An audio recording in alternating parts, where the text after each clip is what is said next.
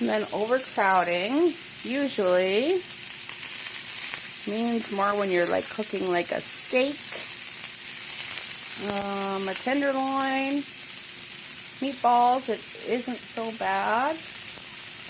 But with steak and tenderloin,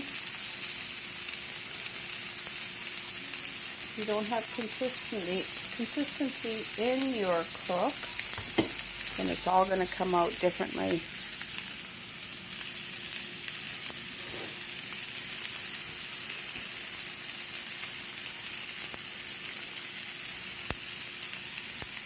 And again, patience. Wait for the moon to sear. Alright, once we're down to our last few,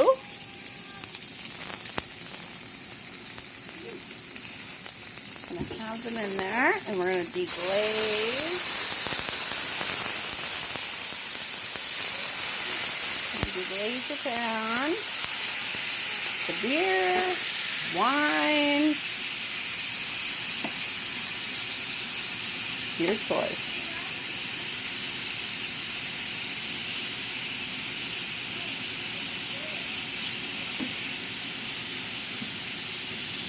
Let a few just sit there. As you can see, my cooking top is greasy. I love to be clean, but you can't really be clean in this.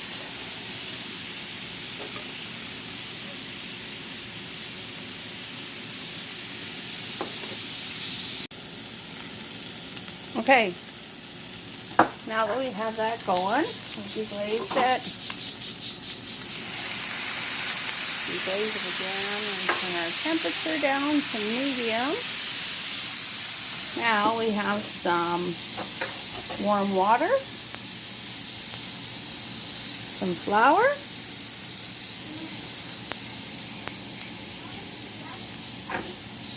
now we want to make that nice and smooth. You don't want any lumps, because that baby is looking right at that pan. I'm going to get all those juices from in the pan up and lifted off of there, so we can put it in to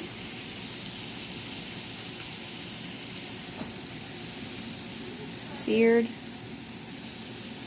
seared, seared, seared, seared, seared, seared, seared, seared, seared, seared. Alright. And what we want to do next, probably easier if you have more than one hand. 1 second. Okay.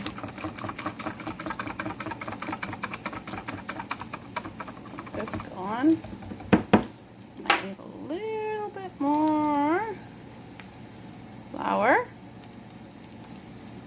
You judge it however you like it.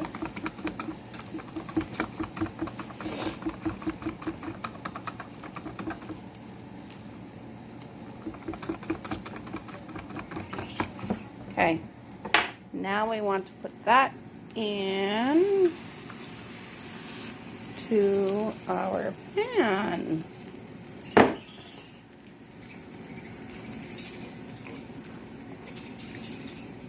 Now as we do that, it's going to thicken.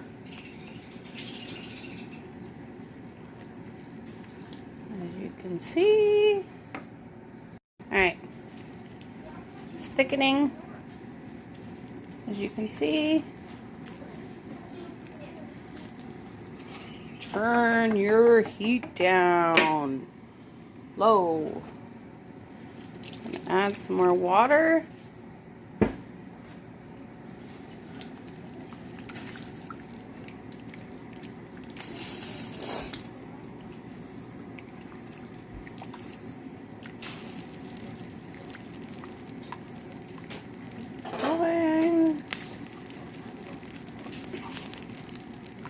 And you should see the pan deglazing. Deglazing means you're taking everything from the bottom of the pan, all the seasoning and all the flavor, and you are making it into a roux. What's a roux? A roux is your gravy base.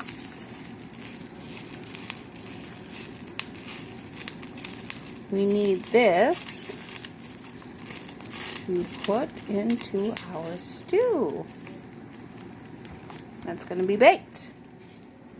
So you're going to need a little bit more water.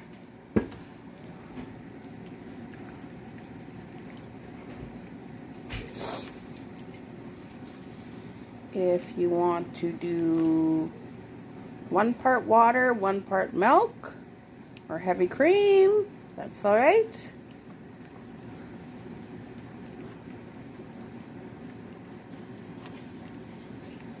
We just want to make sure that we got all those flavors from the bottom of the pan lifted up and coming into our gravy.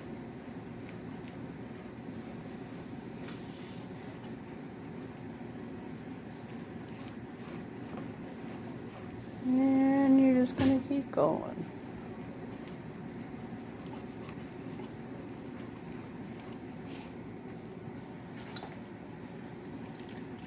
And everyone should be familiar who's ever made a gravy. Now if you want to add beef stock, chicken stock, instead of water, be my guest, but I think I've got a lot of flavor into my meatballs while I seared them to give it a good taste. Now you want to keep whisking it so we don't get any flour clumps. Going and going and going and going and going until you got it just the way you want it.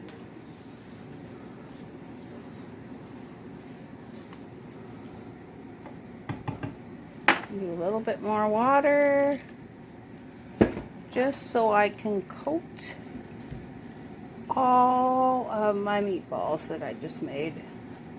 Now into my meatballs what I put was ground beef. Then I caramelized bacon, shallots, and garlic.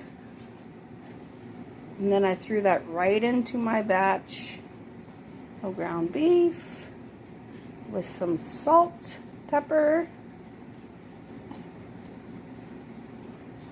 green onions, and some raw garlic.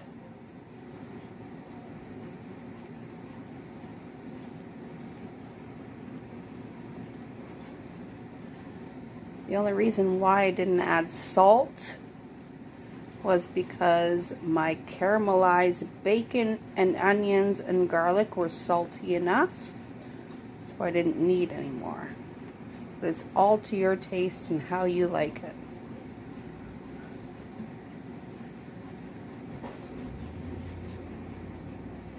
So this is going to take a little bit more whisking. We'll get back to you in just 1 second. Alright, now if you didn't have any beef stock or any type of stock,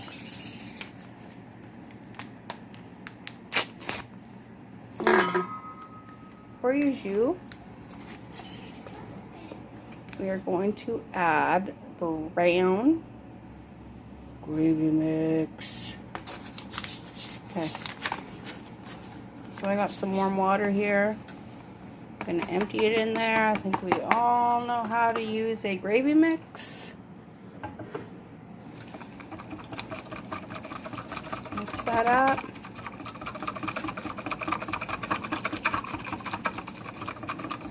You think it's too liquidy? It is not. Remember, we have lots of flour in our jus. I'm gonna put a little bit in. stir it.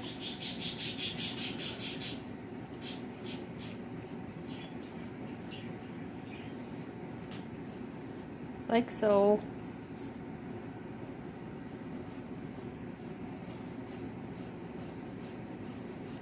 And this is going to help us reduce those flour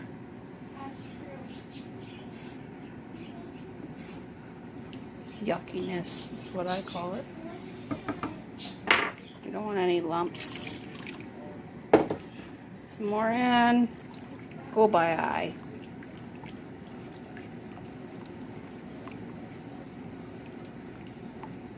The longer you have sitting, the more it's going to thicken up anyway. And we have to keep the heat on and keep whisking it because we have to cook that flour taste out of it. Otherwise it's going to be bland and taste like shit. So let's turn this up to about 7. And now let's keep whisking. Thicken it up and cook that flour right out.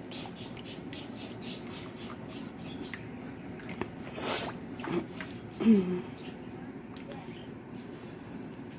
guess another way of saying it is, have you ever had just a regular stew where you cooked it and then just added flour and water? Pardon me. And then when you ate it, it kind of tastes bland and like flour because you didn't cook the flour out.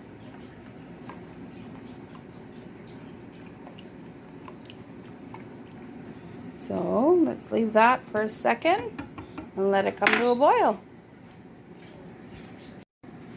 Alright, now that we have seared our meatballs, throwing them in the oven for a bit. Now we're going to add our little baby potatoes, our onions and celery.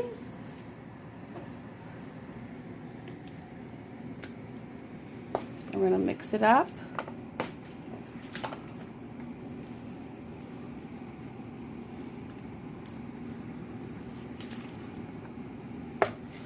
Like so.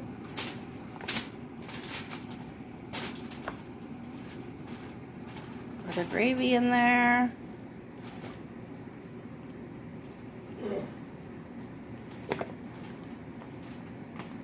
Got our seared off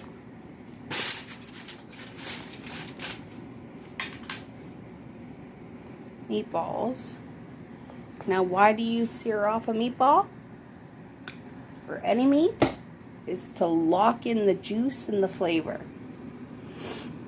Our meatballs should be cooked. So cooked. I just ate a piece. Now we want to put our sorry. I'll put a little bit more water.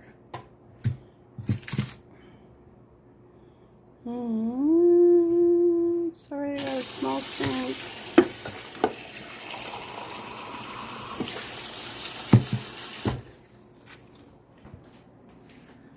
Put a little bit more water in there. Just like so.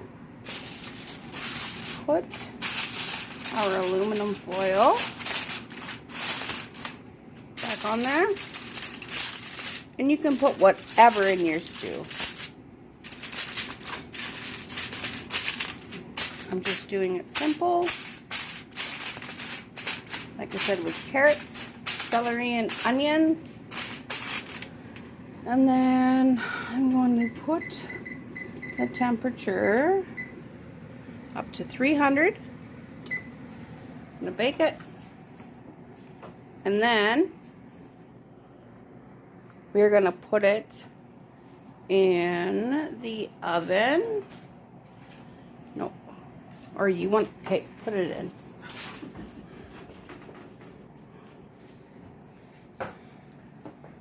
Don't look at my oven, it's filthy. But it still does the job. Into the oven. And we are going to cook it for about an hour. Check it. See how our potatoes are doing. Because our carrots and celery will cook, obviously, shorter time than our,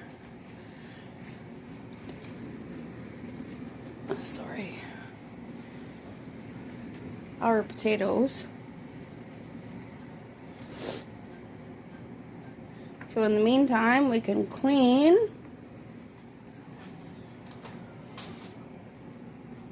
our mess that we made, and we will be right back when this is done. Alright, we're going to make our bannock. This is my recipe. You make it however. So we got 3 cups of all-purpose flour, a teaspoon of salt, and 2 tablespoons of baking powder. Now we're going to add our 1/4 cup of melted butter and our 1.5 cups of water. Move this here. We need to powder our surface. Now I am not making a full bannock, I am making bannock biscuits, but this will make a full bannock.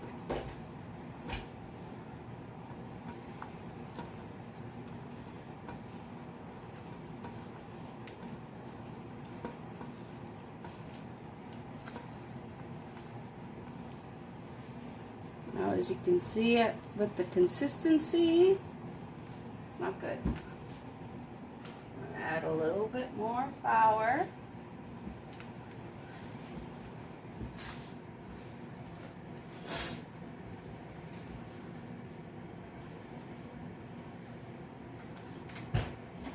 Try to incorporate all that flour that we put in there.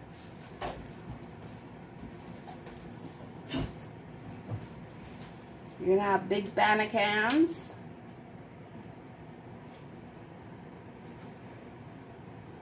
A little bit more flour. You're going to know, once you're making this, you're going to know what you need and what you don't need. But we want to make sure that we don't overwork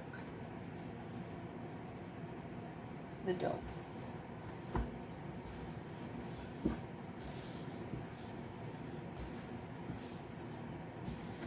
How are you going to know that your bannock dough is the right consistency? You're going to know by it not sticking to your fingers.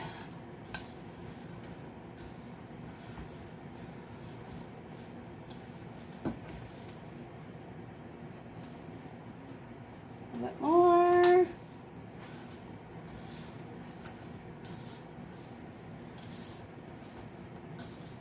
Got that. Make sure your base is powdered with flour.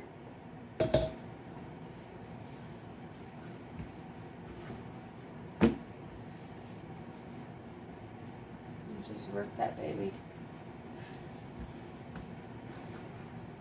Now, like I said, I'm making biscuits.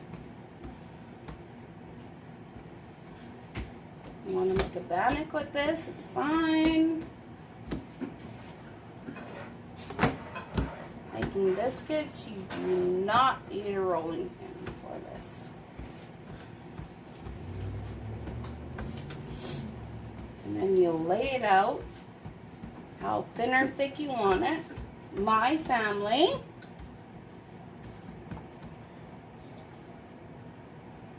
likes it thin. So I'm going to make them thin.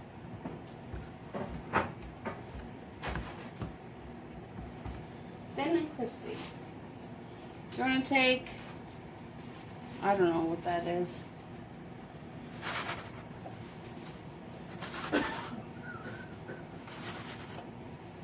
Move it around.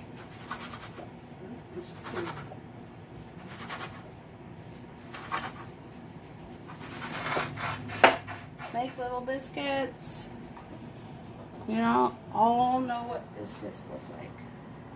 Well, depending on what culture you're coming from.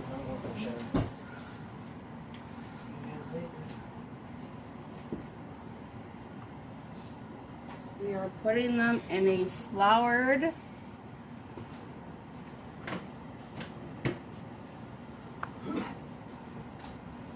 tray. Take this, knead it together again, like so. You're gonna find it sticky. Just get some more flour right there.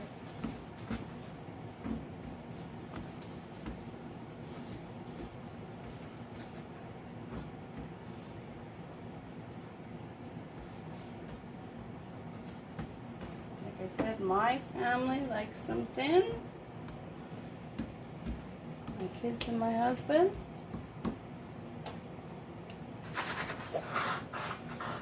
I'll make a couple thick ones because I'm not only feeding my husband and kids.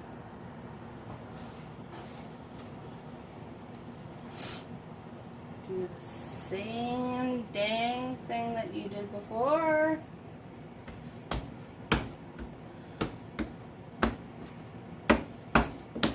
There we go. And do this. It's going to be a nice fat one. And then the last little bit, we're just going to make our own little, use a bit of flour that's hanging around. These times we don't have nothing or no time to waste. Put that there. These over here, just take your spoon or whatever. I'm going to score them a bit.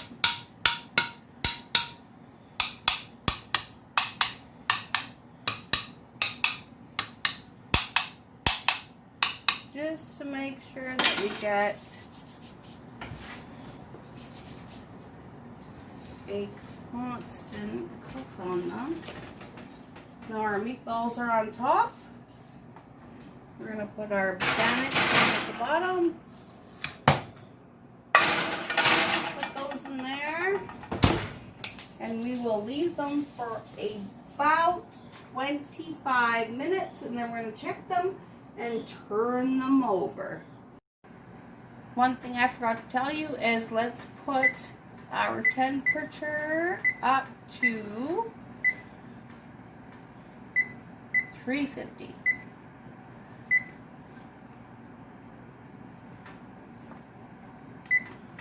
There we are.